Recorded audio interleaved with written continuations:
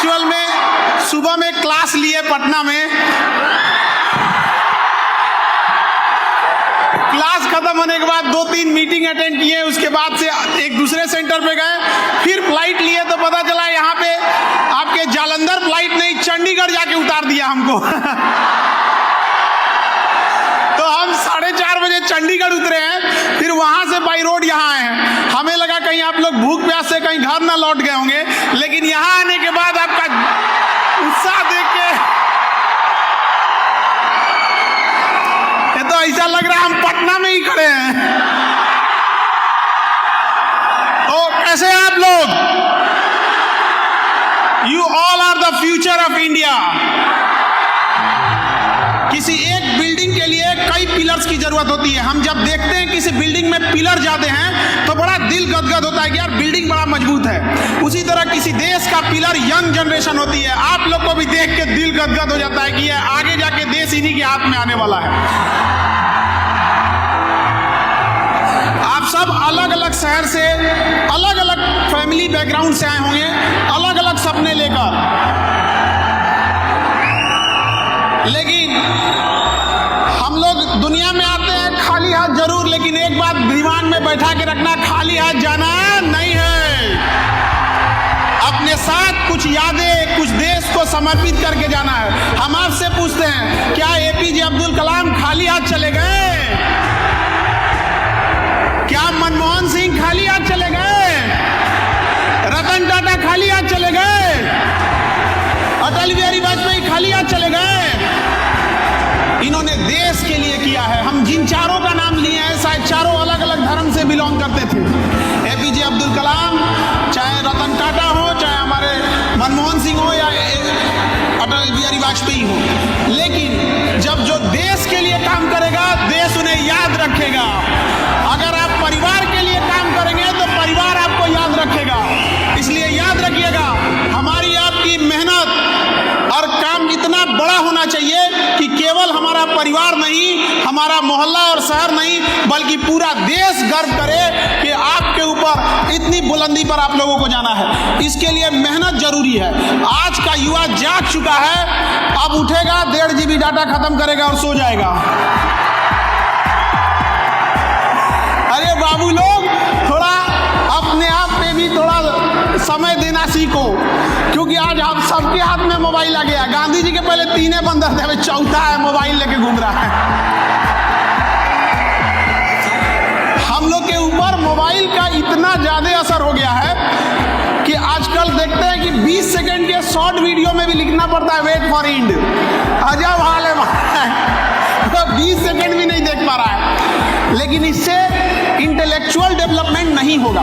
Intellectual development के लिए आपको अच्छी किताबें, अच्छी डिस्कशन, अच्छा ग्रुप होना चाहिए पढ़ाई लिखाई वाला।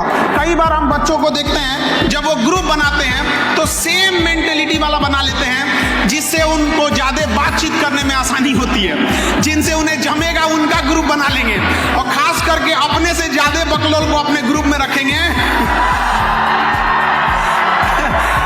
क्योंकि उन बकलोलों का खुद सरदार बन सके। तो ऐसा ग्रुप नहीं बनाइए, ऐसा बनाइए कि कोई फाइनेंस में ठीक हो, कोई लॉ में ठीक हो, कोई ह्यूमैनिटीज सब्जेक्ट में बेस्ट हो, कोई साइंस में हो, तब एक दूसरे से सीखने को मिलेगा। बट आप लोग ग्रुप क्या करते हैं? बात करने में है, कहाँ जा रहे हो इस संडे को तुम यहाँ पर? हाँ, ये सब चक्कर में नहीं रहिएगा बाबू। आप खुशनसीब बच्चे हैं जिसको इतना बेहतरीन कैंपस मिला है पढ़ने के लिए। सारे बच्चे इतने खुशनसीब नहीं होते हैं। हम लोग भी पढ़े हैं, सरकारी स्कूल में पढ़े थे, छतवा थोड़ा थोड़ा टूट के गिरते रहता था। गेट स्कूल की बंद रहे उससे मतलब नहीं, हम लोग जब चाहे निकल सकते थे, साइड से दीवार फोड़े हुए थे। लेकिन आपकी जो यूनिवर्सिटी है, world class infrastructure, world class faculties, world class ambience आपको प्रोवाइड कर रहा है, तो इसका यूज कीजिए। आप यहाँ बैठ के जो पढ़ रहे हैं तो समझिएगा, क्योंकि अगर कोई गांव में बैठा बच्चा है, अगर वो सक्सेस नहीं होता है और आप यहाँ पढ़ने के बाद भी सक्सेस नहीं होते हैं, तो वो फेल्योर कहलाएगा और आप अपराधी अपराधी कहलाएंगे। याद रखिएगा, माँ बाप ने आपको भरोसा दिया है, जीवन में सब कुछ कीजिएगा, लेकिन उस इंसान का भरोसा मत तोड़िएगा जो आपको आखिरी उम्मीद की तौर पे देखता है। माँ बाप के लिए आप आखिरी उम्मीद है। एक माँ आपको कैसे पाली होंगी आप कभी कल्पना नहीं कर सकते हैं। लोग कहते हैं कि महिलाएं पीछे हैं, एक हद तक वो इसका लॉजिक भी देते हैं, लेकिन कभी महिलाओं से पूछिए वो पीछे क्यों हैं? क्योंकि एक पुरुष आगे बढ़ सके, उसका बच्चा आगे बढ़ सके, इसलिए वो अपना पूरा जीवन निछावर कर देती है। और लोग कहते हैं कि महिला पीछे हो जाती है।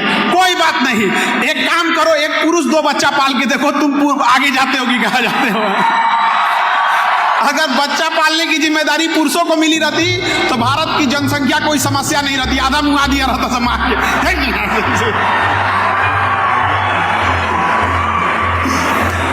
आप अलग अलग गांव शहर जाए, जहां से आए होंगे, बड़ा शहर होता है जब आप अपने कामयाबी के बुलंदी पे शीर्ष पर होते हैं, अपने बुलंदी के चरम पर होते हैं, तो शहर आपको अपनी ओर बुलाता है और गांव मुस्कुरा के कहता है कि बुढ़ापा काटने तो गांव लौटना ही पड़ेगा तुम्हें। आप सब छोटे बड़े शहर से आए होंगे। अब जैसे आजकल तो एक दौर चला है कि स्मार्ट सिटी होना चाहिए, स्मार्ट सिटी, उससे ज्यादा जरूरी स्मार्ट गांव है, क्योंकि गांव से ही लोग आकर सिटी में रहते हैं। अगर गांव स्मार्ट हो गया तो उस गांव से आने वाले स्मार्ट लोग ऑटोमेटिक सिटी को क्या बनाएंगे? स्मार्ट बनाएंगे, वरना हम लोग चिल्लाते रह जाएंगे स्मार्ट सिटी स्मार्ट सिटी। आप सबका एक नेशन बिल्डिंग में भी योगदान होना चाहिए। सेल्फ डिसिप्लिन, आपकी पढ़ाई आपके सर्टिफिकेट से देख के नहीं चलनी चाहिए, बल्कि आप जब कहीं खड़े हो तो आपके किरदार में झलकना चाहिए कि हम एक पढ़े लिखे इंसान के बगल में खड़े थे। आपका पहनावा, आपका पैसे का घमंड, ये सब नहीं दिखना चाहिए। आपके पढ़ाई का, हमको बड़ा खराब लगता है जब कभी कोई कहता है कि मैं पढ़ा लिखा हूँ, तो बहुत बड़का हूँ, 30 तीर मार दिए हो, पढ़े लिखे हो। तो दुनिया का सबसे आसान काम अगर कोई है तो पढ़ना है, इससे आसान काम नहीं है। पंखा लगा रहता है, टेबल कुर्सी होता है, और जिनको पढ़ाई बहुत मुश्किल रहता है ना, उनको कहो कि चलो खेत में चलो, आज हम लोग खेत जोत के आते हैं, फिर समझ में आ जाएगा उनको। आप तो बड़ी मुश्किल से माँ बाप पैसा भेजते हैं। याद रखिएगा, जिस उम्र में आप हैं, आपके माता पिता को बहुत सा उस एज के वजह से कई माता पिता बीमार पड़ गए होंगे, किसी को कोई बीमारी, कुछ बीमार पड़ जाते होंगे, कोई गरीबी झेल रहा होगा, लेकिन आपकी कामयाबी देखकर उनका सारा दुख बीमारी दूर हो जाएगा, ऐसे ही खुश रहेंगे। और बड़ा दुख होता है जब एक माँ पाल पोस के बड़ा करती है, आप लोग को कॉलेज भेजती है, यूनिवर्सिटी भेजती है पढ़ने के लिए, और पढ़ने के बाद जब बच्चा कामयाब हो जाता है तो स्टेटस लगाता है, माई वाइफ माई लाइफ। हम ये नहीं कह रहे हैं कि आप स्टेटस मत लगाइए, हम ये कह रहे हैं कि आप स्टेटस के सामने ये जरूर मत भूलिएगा कि आपका स्टेटस बनाने में किसी माँ ने अपना पूरा जीवन लगा दिया है, तो उसे मत भूल जाइएगा।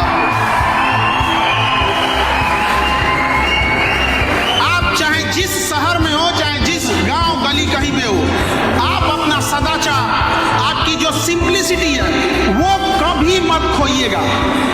लोग कहते हैं कि मॉडर्न बनो, मॉडर्न से भी ज्यादा चीज होता है एक सोफिस्टिकेटेड। अल्ट्रा मॉडर्न को हम लोग क्या कहते हैं? सोफिस्टिकेटेड, एकदम अल्ट्रा मॉडर्न हो गया वो। जैसे मोबाइल एकदम लेटेस्ट आ जाता है, वो एकदम सोफिस्टिकेटेड है। तो आप मॉडर्न बनने के चक्कर में एक चीज हमेशा याद रखिएगा, simplicity is the best sophistication. Simplicity से अच्छा कोई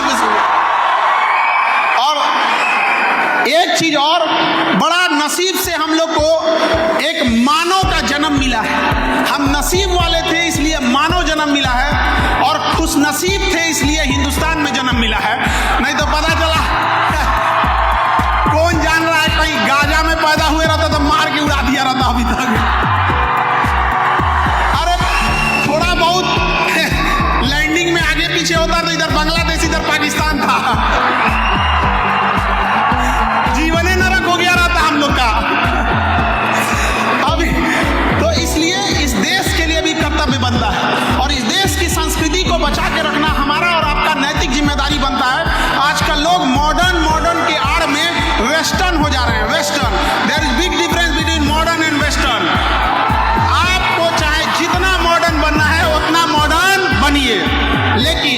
मॉडर्नाइजेशन की आड़ में वेस्टर्नाइजेशन को बढ़ावा मत दीजिएगा।